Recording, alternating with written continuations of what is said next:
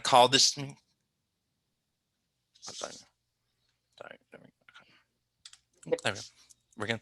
All right. So I'm going to call this meeting to order of the Burlington Historic Preservation Commission. It is Tuesday, October 12th at 7:00 p.m. Due to the coronavirus pandemic, this meeting is being held via the Zoom platform. Please note that this meeting is being recorded. If anyone is having technical or connection difficulties, please contact Jamie Lawson at 336-380-7064 for support. For tonight in the public comments, if you need to address the commission in this meeting, please indicate that you wish to do so by using the raise hand feature in the Zoom, or if by phone, press *9, and our meeting host will notify me that you wish to speak. Anyone who speaks must give their name and address for the record. So I'd like to go ahead and confirm that all commission members and staff members on the agenda are present and can hear me. Does anybody have any issues? I can hear you. Oh, good. Okay. All right. So let's go ahead, I guess, do a roll call. All right. Chair Ulis, Here.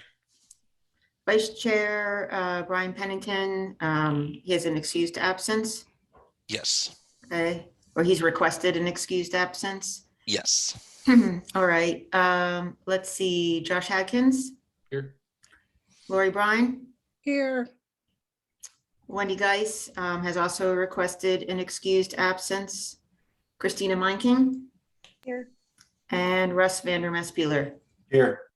Okay. All right. So since Brian has asked for an excused absence, I'd like a motion to approve the excused absent. So moved. Okay. Do I have a second? Second. Okay. Oh, I think both of y'all. Which one of y'all first? Lori or Christina? Either or. Okay. All right. We'll go with Lori. I think she had her hand raised first. Okay. Okay. All right. So do we want to do a A roll call for roll call vote? Yeah. voice vote. Yeah, let's do that. Okay. So Chair Ulis, Yes. Josh Adkins, Yes. Lori Brine, Yes. Christina Meinking, Yes. and Russ Vandermespuler. Yes. Okay. So now that we've got Brian's, we're going to go ahead and do Wendy Geis. She has asked for an excused absence. So I need a motion to approve. So moved. Okay. Do I have a second? Second. Okay. We do a roll call vote. Right, yeah. Just answering Sarah Vincent's Okay, no problem. voice vote. Chair Yes. Ulis, Yes. Josh Adkins, Yes. Lori Brine, Yes. Christina Meinking, Yes. and Russ Vandermespuler. Yes. Okay. All right. So moving right along, we have the meeting minutes from the August 10th meeting. Has everybody had a chance to look over them? Are there any comments or questions from anybody or any discussion? Look good. I don't have any. Okay. Are we all? I did receive an email from Christina with some suggested changes. Yes. Yes. Let me. So there was typos regarding some commission members' names, and just general, I think just general references to not technical, but declarative revisions for the August 10th meeting date. So the staff doesn't have any issue with modifying them and making those changes. So, all right. So that's me. That's right. So I need a motion to approve with the changes by Christina. I moved. Okay. Do I have a second?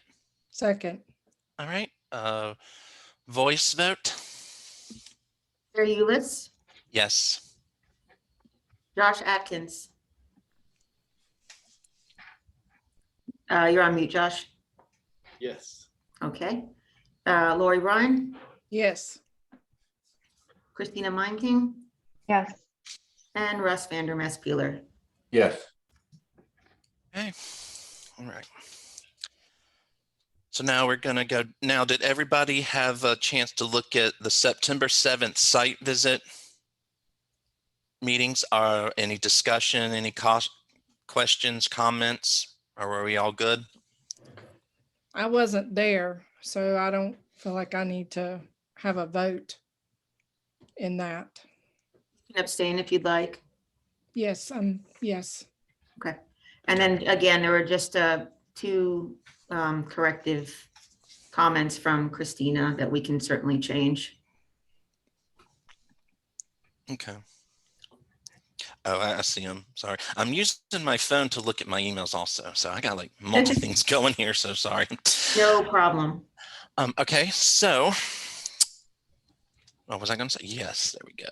All right. So then I need a motion to approve the September 7th site visit meetings with the changes. So moved. Okay. Do I have a second? Second. All right. Voice vote. Chair Euler, Yes. Josh Atkins, Yes. Lori Bryant, you're going to abstain? I'm abstaining. Okay. Christina Meinking Yes. and Russ Vander Peeler. Yes. All right. All right. Moving on. So now the meeting minutes from September 14th. Wait. Site visit. I was just regular meeting. The site visit was the 7th, and then the regular meeting for September was the 14th. Okay. My eyes are worn out. Okay. So did everybody have a chance to look at the September 14th meeting minutes? Are there any comments or questions? Let me see. I do see the changes that Christina. Thank you for that, Christina. Does anybody have any others they want to add or? I'm abstaining Okay. because I wasn't there. Okay. Not a problem. Okay. And I'm just looking at the email from Christina as well. There's just a comment regarding the application regarding the roof line and that the work will return the roof line to its original structure and form, and we can certainly elaborate more on that. Okay. Not a problem. All right. So I need a motion to approve the September 14th minute meetings with the adjustments made.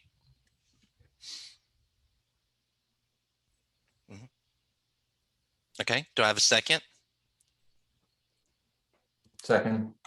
Okay. Voice vote? Chair Ulis, Yes. Josh Atkins, And I abstained since I wasn't there. okay. Lori Ryan is also abstaining. Christina Meinking Yes. and Russ Vander Peeler. Yes. All right. Well, moving on to the, we have 3 cases for tonight. The first one is a request by Jennifer Patterson for the removal of a healthy tree greater than 4 inches in diameter as measured from 4 feet above the ground at 619 West Front Street. Are there any conflicts of interest with this application? Okay. And Jamie, do you have the staff report and the oath? Yeah, I am not seeing the applicant on the call quite Oh. yet. Okay. What I would like to do is if the commission is okay with this, move to item 2, and then I can try to get a hold of the person in the meantime, because I'd like them to be able to have the opportunity to be on the call as well. They may have just forgotten, I'm not sure. So if you're okay with it, we can move to item number 2, which is the Daggers application. Okay. I'm fine with it. Do Do we need to do a vote on it, you think, or could we just? No, I don't think so. We're not tabling the item. We're just reorganizing to Okay. try to get somebody on. Okay. So is everybody okay with that? Yes. Awesome. Okay. So moving to item agenda 2. This is a request by Sharon Daggers for a side porch enclosure with 2 paired double hung wood sash windows and a door at 2474 Glencoe Street. Are there any conflicts of interest with this application? Okay. No. All right. And Jamie, do we have a staff report? Yes, we do. I'm going to pull it up. Okay. So let me scroll down to item number 2. Are you able to see my screen? Yes. Right, great.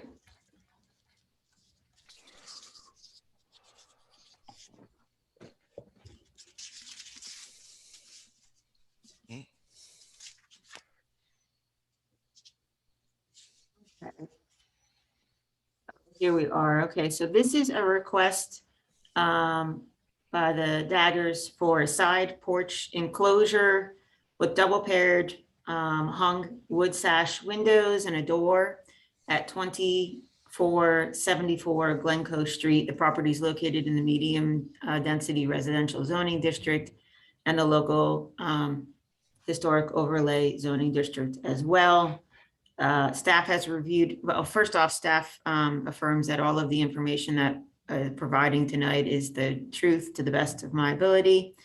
The staff report includes the relative findings of fact associated with the application, as well as the maps and the supporting material. There's pictures included of what the Daggers are looking to do. Staff recommends approval of this request. Ms. Daggers, as well as I believe, let me just go to the, let me just go to the people on the call. I've lost that screen somehow. There we are. I'm going to go ahead and move Nelson Malavev and Ms. Daggers to panelists. They're here on this application.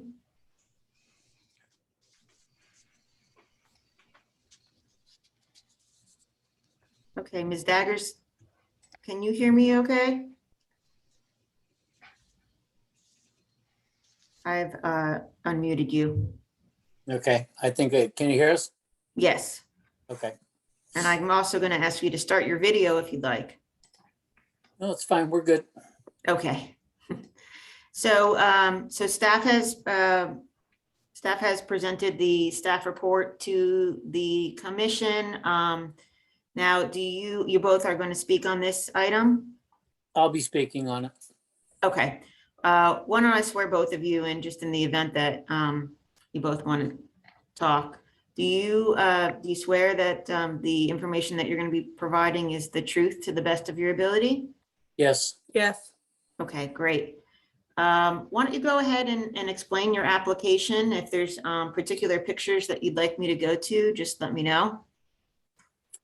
no, this is pretty simple and straightforward. We're just going to enclose the porch. We're not changing or altering the structure in any way, shape, or form. All we're doing is closing it in and installing 2 windows and a door. Siding, paint, everything will be the same as the rest of the structure. That's pretty much it. We're going to take the interior door that's on our home now and move it to the porch side.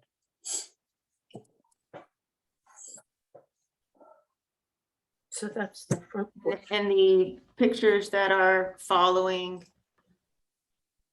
represent the area that you're changing. Yes, that's Right there. that's the existing porch, correct. There you go. And so I'm just going to scroll through in case there's anything that you would like to highlight. Nope, pretty straightforward. Just the 2 windows and the door. That's pretty much it. Okay. That's the windows.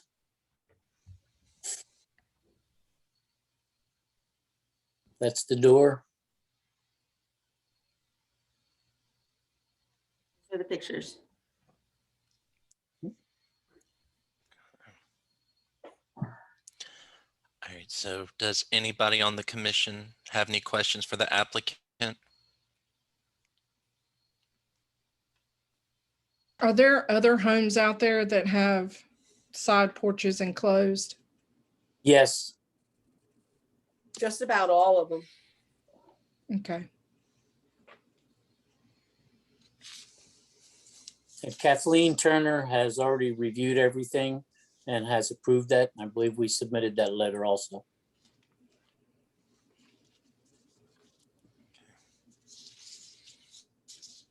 Okay.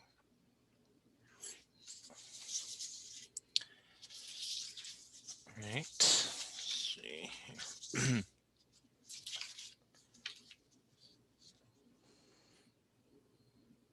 And when you enclose it, you're going to keep the colors and the same wood that the rest of the house is? Is that correct? Everything stays the same. The siding will be the same, the trim color will be the same, the door colors will be the same. Yes. Okay. Um,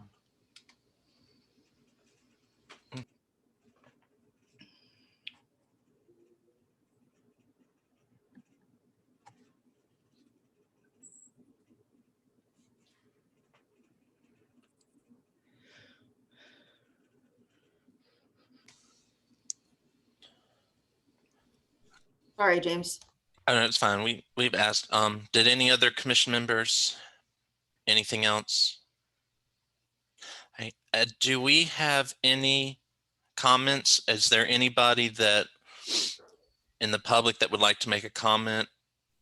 Staff Pertinent? has not received any emails or, and I don't, we haven't received any emails or calls on this application. I know that Sarah Vincent is in the attendees waiting to be on for her item. And I know Ms. Sue Lazara is also on the call too. Do either of you have any comments or questions? If you do, raise your hand.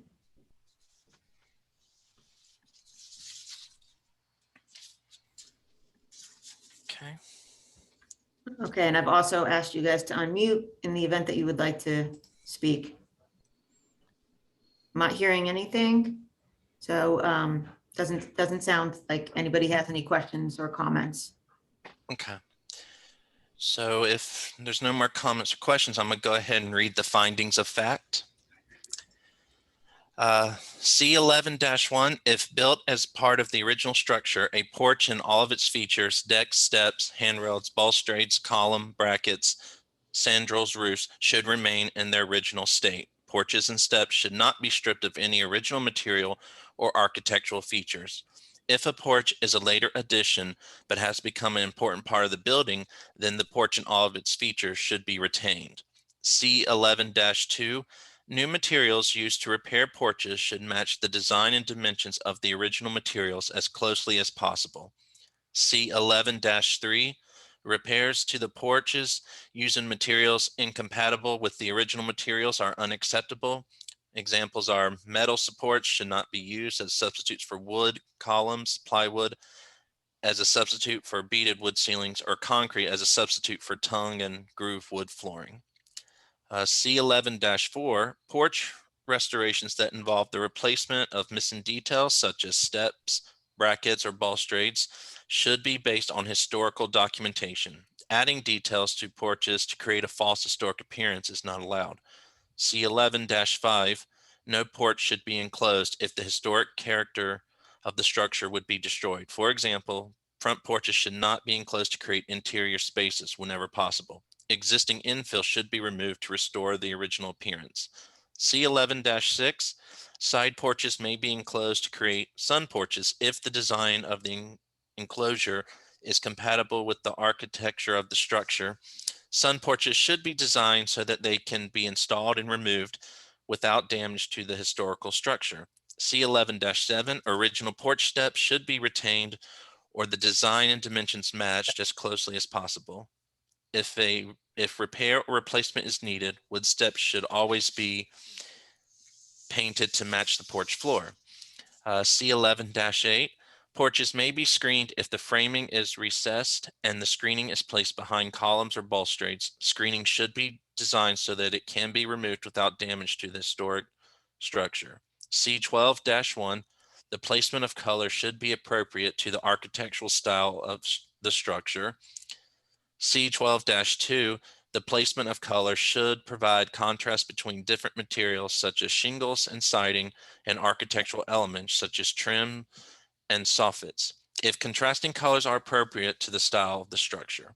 C8-2, when the repair of a window or door is not feasible, the replacement should match as closely as possible with the original window or door in material, scale, character, and appearance. New windows or doors should have matching sash, glass, sills, frames, casings, and mutton patterns. New sash should be made out of wood, not metal. Existing window casings and trim should be retained. C8-3, the pattern, arrangements, and dimensions of doors and windows on the principal elevation should be retained unless restoring the appearance of the structure to its original design. On other facades, where not easily visible from the street, new openings should be proportionately the same as existing openings with matching elements. Window and door openings should not be enlarged or reduced to fit stock windows or doors. C7-2, replacement materials should match the original wall materials in size, shape, and texture. And C10-4, awnings on windows, entryways, and porches should be appropriate in design, proportion, scale, and color to the architectural style and period of the structure. Right. Did any commission members want to add anything to the findings of facts, or are there any discussions on what I just read? I don't have any. Okay. Okay. All right. So then I'm going to ask for a motion to approve the findings of fact. So moved. Okay. Second. Second. Okay. Voice vote. Chair Ulis, Yes. Josh Adkins, Yes. Lori Brine, Yes. Christina Meinking, Yes. and Russ Vandermeer Peeler. Yes. Okay. All right. Findings of facts. So now on to the actual application itself. There are no more discussions about it. We're all correct. I don't have any. Any other commission members? Okay. All right. So I need a motion to approve or deny the application. I move to approve the application as Okay. written. Okay. Do I have a second? I second. Okay. Shall we do a roll call? I mean, voice vote? Be happy to. Chair Ulis, Yes. Josh Adkins, Yes. Lori Brine, Yes. Christina Meinking, Yes. and Russ Vandermeer Peeler. Yes. Okay. Well, congratulations. You are approved. Make sure that you get in touch with Jamie and the city and get the appropriate applications and permits, and make sure you have your yellow place card that must be posted during your work on your enclosing your porch, and make sure it is visible. So that we get, when we apply for a building permit? Yeah, next step would be to apply for the building permits. Once you Right. receive, and I can also email you a PDF of the COA. So you'll Okay. have that to supplement your application when you apply, and that's all done through our SmartGov portal. So everything's done electronically. Okay. Is there a time frame? The COAs are good for 6 months. If for some reason you don't start construction within that time period, you can always ask for an extension of time. Okay. Well, great. So I'll send you the email as a follow-up. And then Alright. the yellow card will be available if you'd like to pick it up in the planning department. If not, let me know and I'll put it in the mail to you. Okay, All great. right. Thank you. Well, thank you, everybody, You're Thank welcome. you. and have a nice evening. You too. You too. Thank you. Bye-bye. Okay. Okay. So it looks like Ms. Patterson is now joined the call, so we can go back to item number 1 if you'd like. Okay. Is everybody on the commission okay with that? Yes. Okay. All right. So, Agenda 1, a request by Jennifer Patterson for removal of a healthy tree greater than 4 inches in diameter as measured in 4 feet above the ground at 619 West Front Street. Are there any conflicts of interest? I don't have any. And Jamie, do we have a staff report? Yes, and just like the other item, I'll just attest that the information I provide to you guys and the public is the truth to the best of my ability. Included in the packet was a staff report for this item. This is a request by Ms. Patterson for removal of a healthy tree greater than 4 inches in diameter at her property, which is located at 619 West Front Street. The property is located in the medium density residential historic district. Medium density residential zoning district and the local historic district overlay.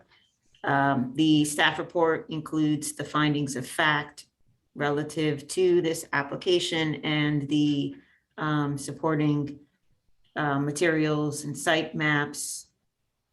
And I'm just scrolling down. Staff recommends approval of this request. Our understanding, and the applicant is on the call and she can certainly, I'll introduce her in just a minute, but our understanding is that the tree and its location is problematic in terms of the location with respect to the driveway and creating problems with vehicles in that spot. So at this point, I'll introduce Ms. Patterson. And Ms. Patterson, do you attest that the information that you are providing to the Historic Preservation Commission and the public on this matter is the truth to the best of your ability? Yes, absolutely. Okay, so why don't you go ahead and just, if there's anything that you'd like to supplement, I also have the materials in front of me that I can flip to with pictures and whatnot, if you'd like. Okay. So my husband and I put in the driveway a few years back with permission from the Historic Society. And at the time we decided to leave the tree where it was because we didn't want to remove the tree. We didn't think it would be a problem. But as it gets bigger and the roots of the tree get bigger, it actually is growing further into the driveway, and people have been clipping their bumpers on the tree as they are turning because it is right. I don't know if you're able to turn to the picture of the tree, but on the opposite side of the driveway is actually my neighbor's garage. And so there's a small area of clearance for people to actually turn into the driveway. And so they're hitting their bumpers on the tree, and it's just a very sharp turn. So if you can see that, the driveway goes behind the garage on the right, and it cuts over to Markham Street, and you can see where people have been hitting the tree with their vehicles. And we believe that it would be in the best interest if we could remove the tree, and we're planning on planting more trees on that lot right there behind where the tree is, because we would still like the foliage to be there. But that tree where it is problematic. Ms. Patterson, you had the opportunity to give us some examples of the tree species that you wanted to plant, correct? Yes, I don't even remember what it's called. I just found the tree and we really liked it, and we were given permission from the arborist that that would be a good tree to plant. Yes, and that's correct. We forwarded the information that you provided to us to Jason Barnhill, who's the city arborist, to get confirmation that the plantings that you were interested in supplementing would be in character with the trees in that area. Right, and it's there, the, I don't even know, the autumn brilliance. Autumn brilliance. Mhm. Mhm.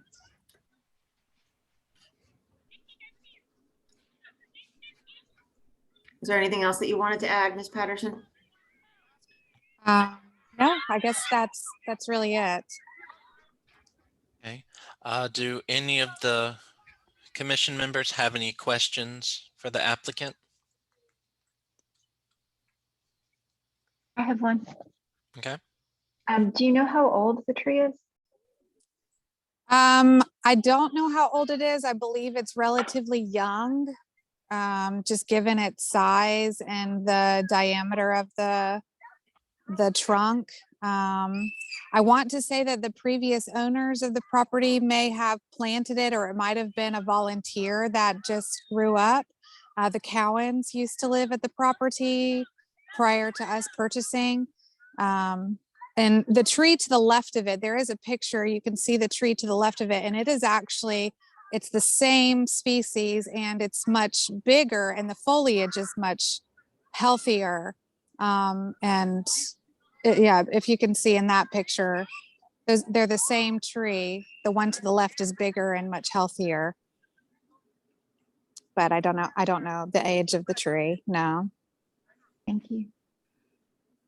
And it isn't, to the best of your knowledge at this point, diseased or dying in any way, just not as No. comfortably, right? Not as full as the other one, as you were saying. Right, yeah, I don't believe it's diseased or sick or anything like that. Thank you. Does any other commission members want to voice? All right. All right. Jamie, do we have any body on here that wants to speak for or Again, against? ask the two attendees that are on the call, Ms. Sarah Vincent and Ms. Sue Lazara. If you guys are interested in speaking on this item, please raise your hand. And I'm not seeing any hands being raised. And also, we have not received any calls or emails on this item. All right. Well, I guess if there's no other questions, I will go ahead and read the findings of fact for this application. B2-4, mature healthy trees should remain intact and undisturbed on a site unless they are causing the structure deterioration of a building. A mature tree is defined as being 4 inches or larger in diameter in West Burlington and as being 15 inches or larger in diameter in Glencoe, measured 4 feet above the ground. B2-8, when a tree is removed, the tree stump should be ground up and the soil should be leveled and seeded. B2-11, new plant materials should be appropriate in species and scale to existing plant materials in the neighborhood. Does any commission members want to add to the findings of fact or any discussion on them?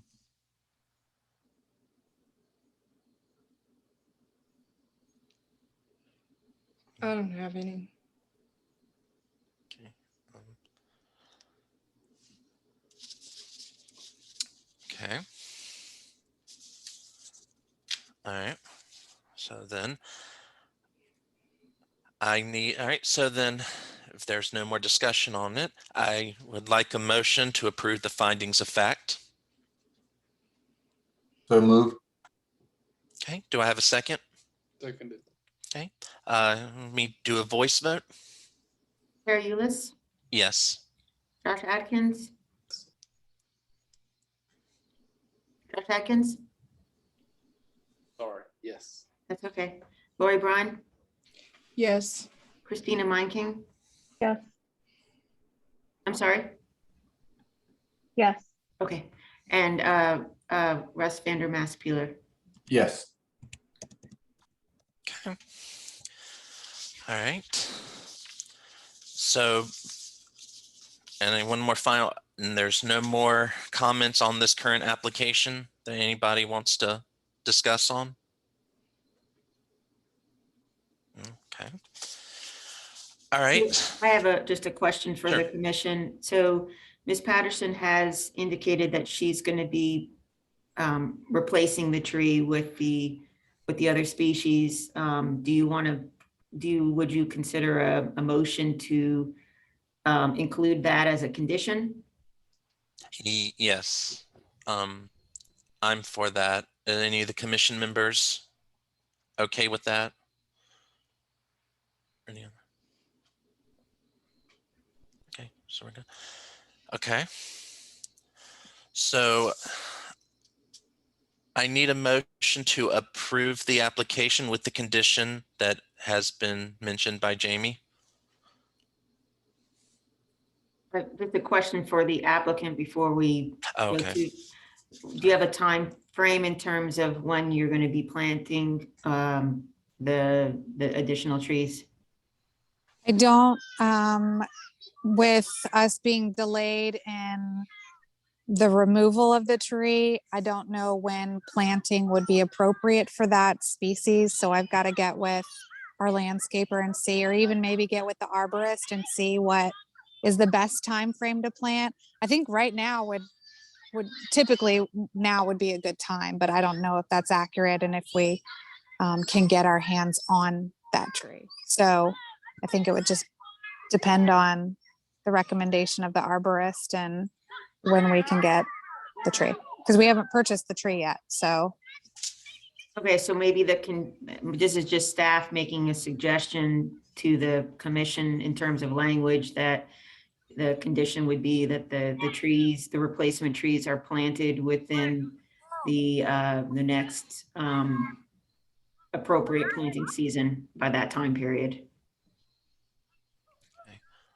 Is everybody on the commission members, are y'all okay with that, or do you want to Yes, add I think anything? we need to add that condition. Okay. Okay. So, hold on. All right. So if we're all good on that, then I need a motion to either approve or approve the application or deny the application, or approve it with the conditions that the tree must be planted within the next planting season, and that it must be the same tree. That they're going to be removing the tree and replacing it with the species indicated in the application within the next planting season. Okay, there you go. So with those conditions, I need a motion to approve or deny. Approve with the conditions. Okay, do I have a second? I say, Second. Okay. I don't know who. Okay. All right, so can we do a voice vote? Yes. Chair Ulis, Yes. Josh Adkins, yes. Lori Brine, Yes. Christina Meinking, Yes. and Russ Yes. Vander Maaspeler. Yes. Okay. So it is approved with conditions. So, yes, get in touch with Jamie. Make sure she will give you the yellow card that has to be visible at all times during the removal of the tree, and then again, just with the conditions on here, get the tree planted. okay, I do have one other question. Just in case we're not able to get that specific tree, is it approved to go for one of the other trees on the approved planting list, or would I need to go through another application to get another tree approved? What I would suggest is maybe to, if the commission so chooses to, you can modify there's two different options. There could be an administrative change where if you decide that you can't find that particular tree or species and it's on our approved list, then staff, with the discretion of the HPC, can do an administrative adjustment knowing that it's on our list. Uh-huh. Or to make it even clearer, you could modify your motion and indicate that another condition would be if the specific species was not available, that the applicant could choose another tree that's on the appropriate list and verified by the city arborist. Okay. So I guess I would say adjust the motion. Okay. Just to make it easier. So, all right. That gives you some flexibility if for some reason the tree is not available. Yeah, that's what I'm thinking. So, But we would definitely confirm that again with the city arborist as well, if it wasn't on. the list. Right. Yeah. Yeah, of course. are all the commission members, are y'all okay with that? Yes. Okay. So then, all right, get myself situated here. So we've already approved it. So would this just need to go through another I'm just trying to think. So another okay. All right. So then I need a motion to approve with the amended application of that the applicant will, if they cannot find the same species of tree, that they will pick from another approved one with the approval of with the input from the city arborist. There's another, you're adding another condition associated with this. Okay. So with that, any discussion on that from anybody? I don't have any. Okay. So with that, then I ask for a motion to approve with the conditions and the amended conditions on this application. So moved. Okay. Do I have a second? Second. Okay. And we do a voice vote? Chair Ulis, Yes. Josh Atkins, Yes. Lori Bryan, Yes. Christina Meinking, Yes. and Russ Vandermest-Peeler. Yes. Okay. So it is approved. Thank you very much. So Thank again, you. just get in touch with Jamie and on the tree and just follow all the necessary steps to Right. take Okay. care of. Thank you very much. I appreciate it. You're welcome. Y'all have a good evening. You too. All right, bye-bye. Okay.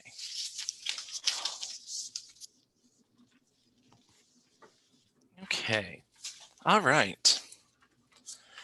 So moving along to our final application of tonight. This is a request by Sarah Vincent for the removal of a chimney not believed to be the original to the home at 706 West Davis Street. Are there any conflicts of interest in regards to this application? I don't have any. Okay. And Jamie, do we have a staff report? Yes, and again, the information I'm providing is the truth to the best of my ability. So also included in your packet is a staff report regarding a request by Sarah Vincent for the removal of the chimney. Staff has done research. I believe the owner has also done some research. We could not tell, to the best of my ability, we couldn't tell that this was not original based on information that we had. And that is part of the reason why they're here tonight, seeking a major COA versus a minor. The property is located in the medium density residential zoning district and the local historic district overlay. There's several chimneys on this property. I'm just scrolling down through the application. And so the chimney that they're seeking removal is this one here where my cursor is, I believe. So staff recommends approval of this application. This is the front of the house here, so you can't really see the chimney from the street. Those chimneys that are there visible are not affected or part of this application. Ms. Vincent is on the call, so I'm going to ask her to be unmuted, and I'm going to introduce her and also ask her to affirm that the information that you're providing is the truth to the best of your ability. Yes, I affirm. Okay, and is there anyone else who's going to be speaking on this item as well? This is my husband, Harold Vincent. I'm not sure if he'll be speaking, but Okay, why don't we just swear him in as well? This way, if for some reason he wants to say something, we don't have to stop. So sir, do you swear that the information that you're providing is the truth to the best of your ability? I do. Okay, great. Sarah, feel free to, if there's anything that you want to add in terms of the application, I can go to any of the pictures that you've provided as well. oh, thank you. No, just that we have worked with rivers to try to improve the water seal of the back porch area. There are numerous things going into the back porch, such as a satellite dish that the previous owners put up, and then also that chimney. And the recommendation in order to preserve the structure as a whole and sort of right above where your cursor is, there's been some water damage where water was actually wrapping around and coming in under and destroying some of the woodwork there. We've already done some repairs to that, just repairing what was there, pretty expensive work. And so we're trying to do better with the water seal so that we don't have ongoing problems. And so the roofers feel that removing the chimney and installing a waterproof membrane and then, putting back the same material would actually provide a better seal across the entire roof.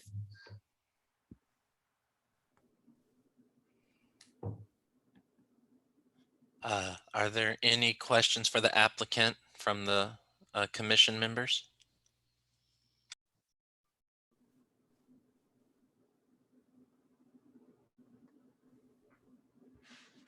I think that in the application, you mentioned that so it's not clear whether that particular chimney is original to the house or not, but that it might have been added in the 20s to 40s. But when was the house built? Do you know? The house was built in 1916, 17. We've seen different dates on that. I think the historic district application has 1916. Thank you.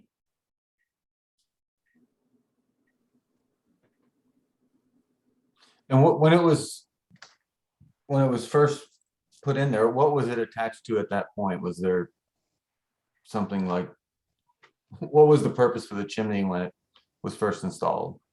Well, so, this is all theory, of course. I don't have a lot of proof. It ran down, actually, it still runs down to the basement where there's a coal burning furnace below a boiler that runs through to the radiators in the house. Okay. But there's no fireplace on the first floor. It just goes right straight through the kitchen with no openings.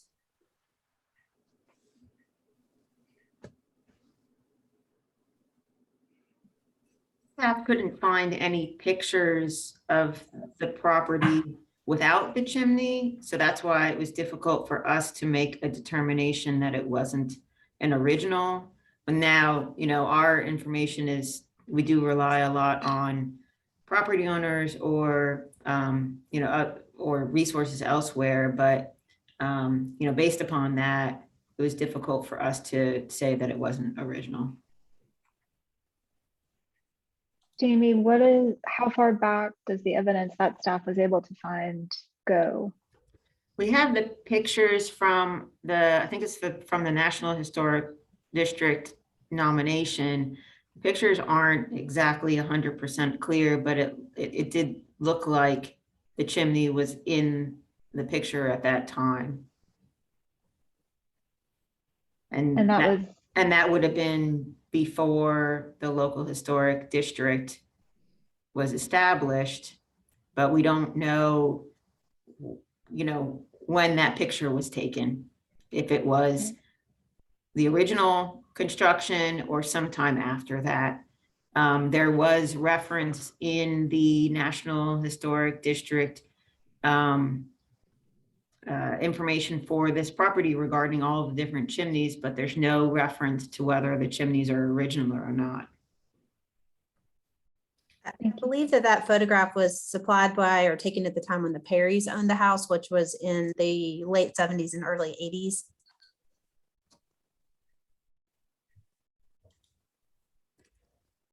So sometimes we have to make a judgment call and just go with being more conservative in terms of the application if we don't have the information to support it otherwise, which I've explained to the Vincents or Ms. Vincent, sorry.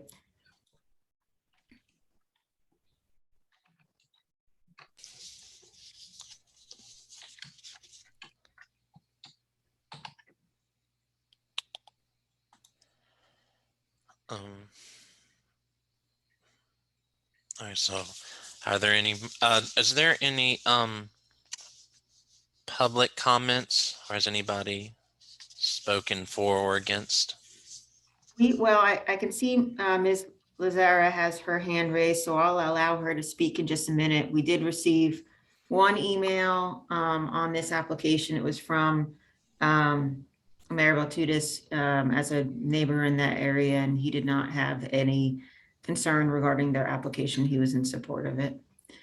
So other than that, staff has not received any calls on this item. And if it's okay with the commission, I'll allow Ms. Lazara to speak on this item. Okay. Okay.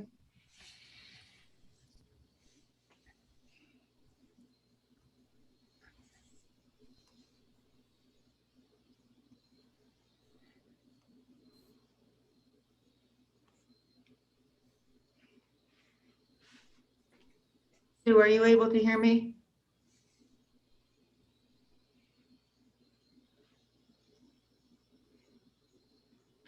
I'm asking you to unmute you are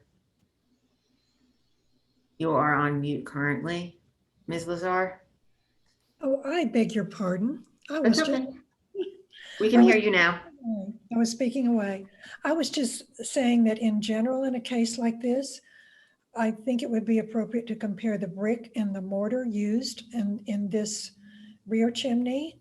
And that from my observation on these photos, which I don't know the problems and the situation, and I haven't viewed it before, but it appears from these photos that the original chimneys have detail at the cap that this one lacks.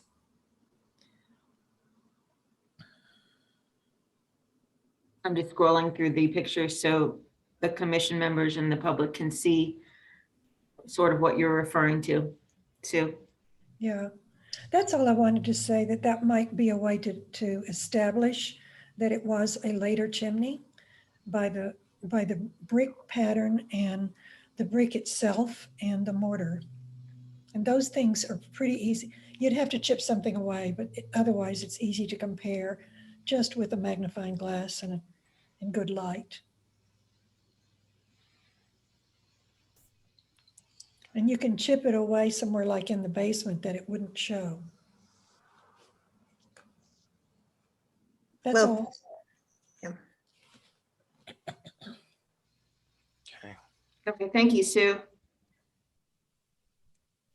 Sorry, Sue, are you in favor or do you have any other comments on this application? Oh, I'm neither.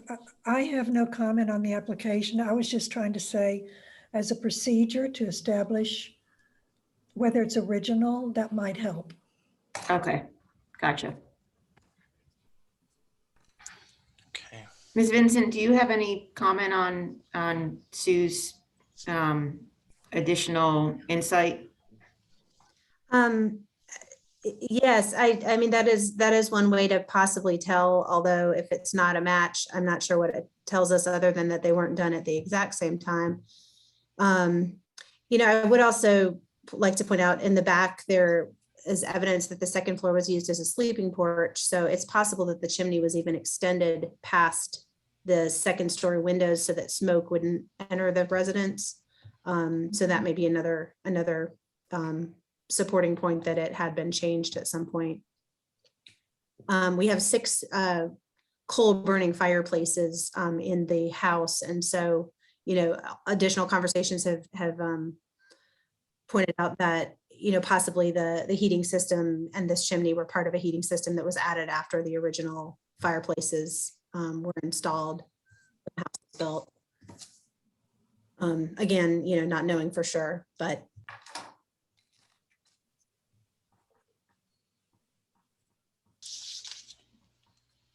Right. there's a neighboring house with a similar chimney that was installed, they believe also at the time that the heating system was installed, which might not have been original to the house. And it's since been removed, hasn't it? Yeah. That's the neighbor's house. Mhm. Okay. Are there any more questions from the commission members for the applicants or any comments? I don't believe I have any. I don't have any more questions, but I think the thing that I'm thinking through is to what extent we can know whether it was original or not. Like I hear what Sue says, and I hear what we can kind of glean from looking at the house and the different purposes of different spaces and rooms and all of that. But that's where I'm stuck at the particular moment.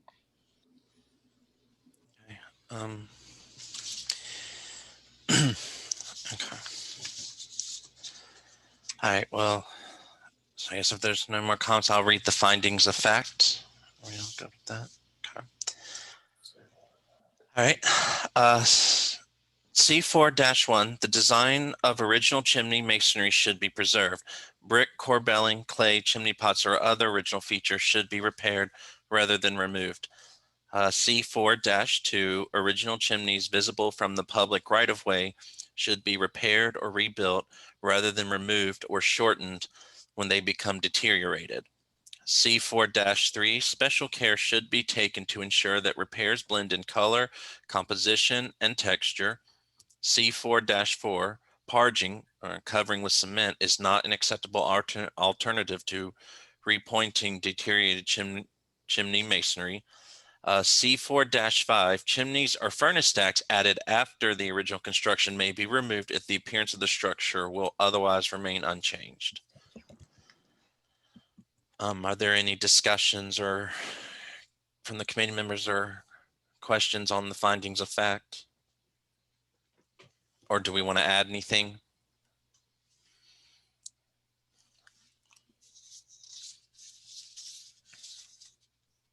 Since the Vincent's mentioned it, do we offhand know, Jamie, when the rear chimney was removed from a neighboring property, and if that was pre or post HPC? That application was submitted last month, but that homeowner was able to verify that their chimney was not original. But the placement and construction of it are similar, not visible at all from the front, not adding to the architectural design, not functional or connected to anything events to the inside. Thank you.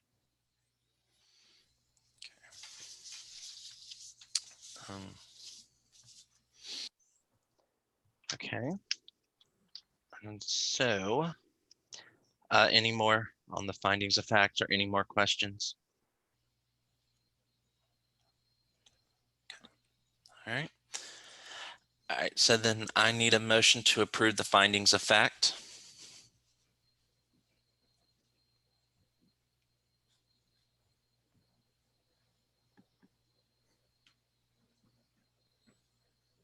So moved. Okay. Do I have a second?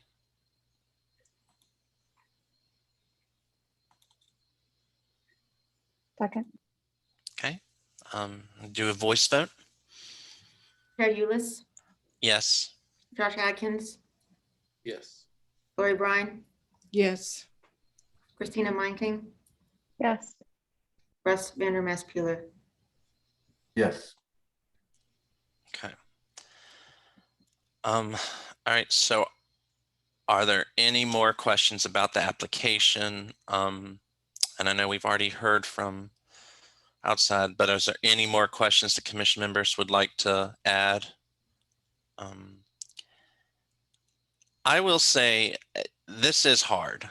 I mean, on the other hand, looking at the picture, I would say it's not original, but that's kind of hard to just judge by a picture. So, and I was actually wondering, would y'all be okay with maybe holding off till we can kind of know if it's original? And I know that it's a thing, but that's kind of, it's a hard decision to make on that. How do we know? Um, What's that process? I guess that's the question is then what's the process? The city, Jamie, if I heard you correctly, you've done all the investigation that you can do and there's really not a way to tell, or is there another process? Yeah, I mean, so staff doesn't have any additional resources to make the call in terms of whether or not it's an original chimney, hence the reason why they're in front of you now, seeking a major COA. There's, this is not dissimilar to other applications that have been in front of you, where the chimneys essentially don't have any modern purpose, as far as I'm hearing. But because of the construction and how the age of the roofs on some of these properties, it's problematic in terms of leaking and extensive repairs that have been, some of these houses have been plagued with. So I understand that the Vincents have retained, different, I don't want to call them roof specialists, but to try to get a handle on what's the best route for them in terms of longevity, in terms of replacement for and maintenance of their house, and their roof, in a time sensitive manner as well, because the longer this goes on, the more damage can potentially occur. So staff's alternatives when there's a judgment call that essentially is gray, we take the more conservative route and have these items come in front of the Historic Preservation Commission where they can be, vetted. Staff's opinion is that, this is not, because of its placement and because it's not essentially visible from the street, and that, for the larger benefit of the repairs and maintenance, we're in support of the removal of the chimney. And they have already received approval for the replacement of the roof materials, because they're in character with what's there now. So that was approved under a minor COA. In this situation, we had to have come in front of you guys. Okay, that's fine. I was just wondering. I'm good. So the only other thing I would add is that, I agree with everything that Jamie just said. I would also say, it's an architecturally beautiful house. And I find it hard to imagine that the person who designed that house just stuck that chimney on the back of there.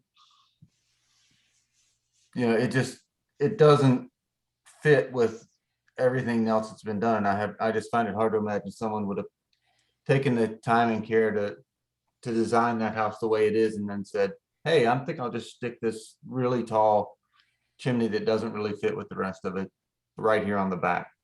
I don't know whether that makes any sense or not, but It does. Okay. All right.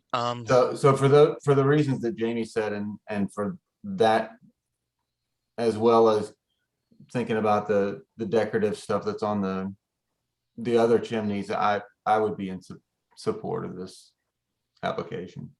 Okay. Okay. Any other commission members want to comment or have any more questions?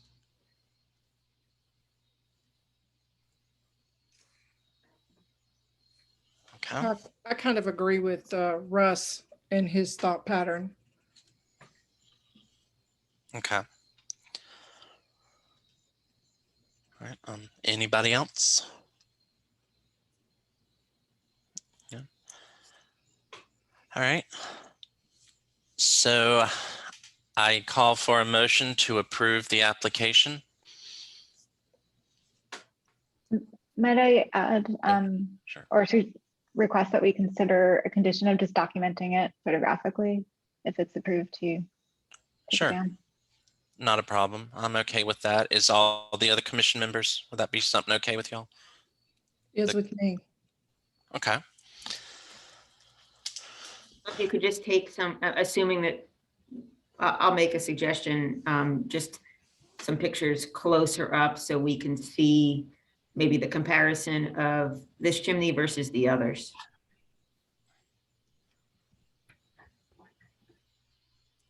Yeah, I would think that if we should have to consider something similar in the future, any evidence we might glean from this case could be useful for future applications.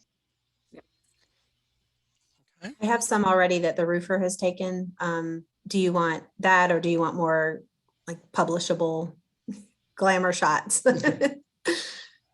I'm sure up close is great. And then, Okay. you know, just a little bit closer, you know, this one that depicts sort of where it stands in relationship to the overall back facade, and then maybe just a little bit closer up. Sure. Yep. Okay. All right. Any other comments or concerns from the commission?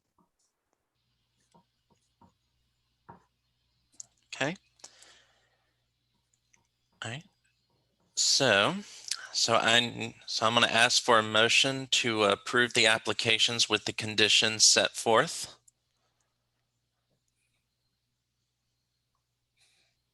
So moved. Okay. Do I have a second? Second, Okay. Voice vote? Terry Eulis, Yes. Josh Atkins, Yes. Lori Brine, yes. Christina Meinking, Yes. and Russ Vandermest Peeler. Yes.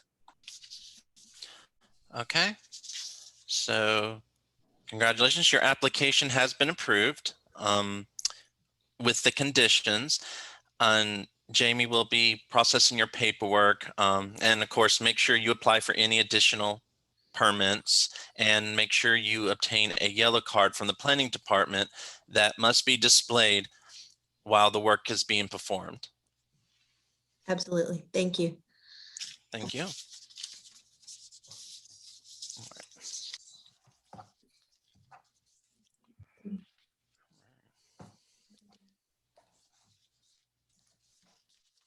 All right. All right. So there is no new business, I see. So should we move on to other business? That is, that's me. So I will just give you a quick update on some of these items. The architectural survey update has been completed and is going to be submitted to the state for their review. And we have a anticipated public meeting that's been scheduled. Postcards are going to be going out probably this week to property owners, both property owner addresses and properties within the survey area. The public meeting is going to be on November 11th at 6:30. And all that information and the report will be on the city's website and shared with the Historic Preservation Commission as well. We anticipate a presentation on that. And also they're going to be attending a city council meeting as well to give the update, I believe. If any of that changes, I'll give you a status update. We're just kind of wrapping up this this report. I can tell you that there's 3 recommendations, I believe, and I'll let the consultants kind of go into more detail pertaining to that. But there is a recommendation to have the Walter Williams High School listed separately as a National Historic District. There is a recommendation to have some of the boundaries adjusted for the National Historic District. And then there was a recommendation to have another area added. So, so that's exciting. Very interesting information prepared together by the consultants on that. The local historic district amendment update. Staff has been working with the consultant who was retained to prepare the report based on the 4 properties that have requested to be outside of the removed from the district. There was a consultant, Ellen Turco of Grubb and Associates, that has been retained in preparing the report. Staff's reviewed the report and provided some technical revisions to the report. The report has been submitted to the state for their 30-day review, and once we receive that response, then it will be placed on the Historic Preservation Commission's agenda. We anticipate that would be the December meeting. Jamie, wasn't the commission also supposed to write a report? So the commission would be reviewing. This is in consultation with the state and with our attorney as well. The commission would be able to write a report or supplement the consultant's report either in any way that you see fashioned, whether it be a cover letter to supplement the report or some sort of addendum. And then that report in its entirety would go to the Planning and Zoning Commission for consideration and recommendation, and ultimately then to City Council. Thank you. What would the rough timeline be on that? So if we're engaging with that request again in December, when would we have to write something supplementary or a cover letter or our report or whatever we chose to do? So I would imagine, the report will be included, assuming all of this timing is what we anticipate, which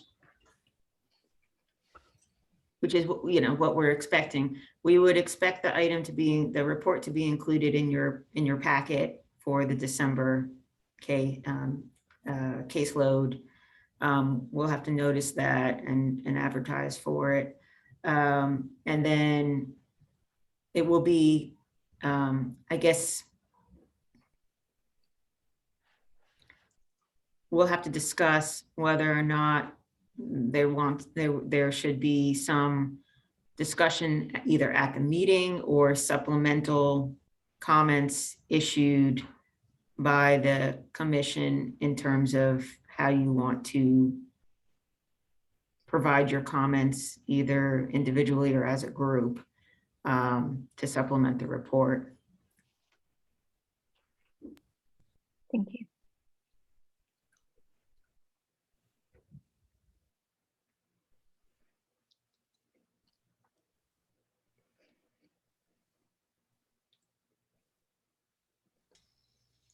Okay. Any other questions about that? Well, as far as I guess, I had that call with Christy about the whole removal and what kind of repercussions it would have for the district, like involved in like losing tax status, and it's not going to because it's local. We don't have the application on tonight, so I'm a Okay. little cautious about having any discussion on a matter that hasn't been properly noticed. Okay. No problem. Yeah.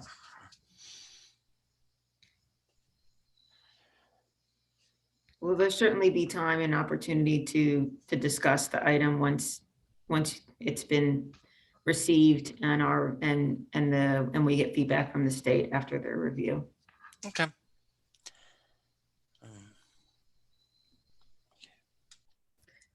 In terms of the rest of the new other business items, included in your packet, as always, are other minor COAs that have been approved since the last meeting. If you have any questions on those, feel free. And then the last item I always include is just the continual ongoing CLG training. So I forward whatever we receive from Christy Brantley at the state to you guys. We have satisfied the training for this past year, both staff and HPC requirements. So that's great. I appreciate all of you who have been submitting your summaries to me and to Christy. They're very pleased to know that we have a commission that is keeping up with the maintenance and responsibilities. And I don't have it on here, I guess. I don't know why, but just to give you a quick update on the guidelines, grant application. So the contract has been signed by the city and was submitted back to the state. Once the state, I guess, signs off on their end, then an RFP can be issued, and once a consultant is selected, then the project essentially can begin. We know that we have a deadline essentially by the end of, I think, summer 2022. So it will be once it gets started, it'll be relatively a fast-paced project, which is great from our perspective, but certainly have enough opportunity to get your insight as well as the members of the public. I think that's all I wanted to share at this point. I do see that Sue is still on the call, so I don't know, Sue, typically, if you have any other comments or just comments that you wanted to address the commission at all, just raise your hand.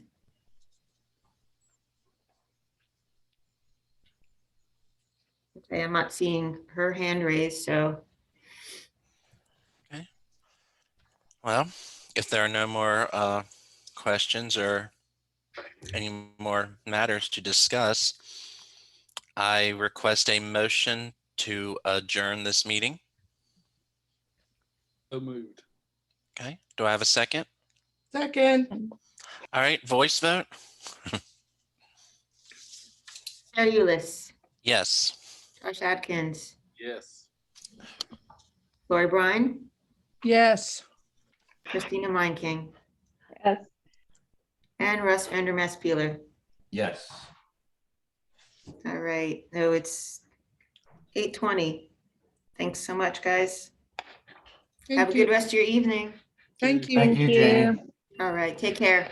Yeah. All right, bye. Bye. Bye-bye.